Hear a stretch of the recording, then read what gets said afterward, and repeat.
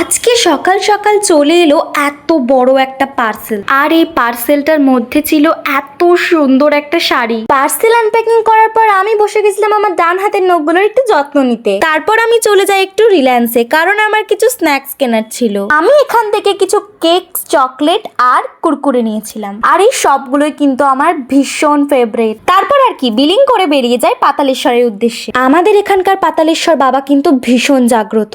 অনেক ভক্তরা শ্রাবণ মাসে বা শিবরাত্রিতে অনেক দূর দূর থেকে এই বাবার মাথায় জল ঢালতে আসে। এই জায়গাটা এতটাই শান্তির যে বলে প্রকাশ করা যাবে না। আর এই মন্দিরের ঠিক পাশেই রয়েছে কাটিগঙ্গা। না, এটা গঙ্গা নয়, কিন্তু এটার নাম কাটিগঙ্গা। আর এখানে পড়েছিল এত সুন্দর সুন্দর রঙের ফুল। এই ফুলগুলোর নাম কি তোমরা জেনে থাকলে আমায় অবশ্যই জানিও। এরপর আমি ওখান থেকে বেরিয়ে খেলাম মোমো। আর এই মোমোটা যে কত ভালো খেতে ছিল আমার এক্সপ্রেশন দেখেই তোমরা বুঝতে পারছো। আজকের মতো এটুকুই, দেখা হচ্ছে আবার নেক্সট কোনো মিনি ব্লগ।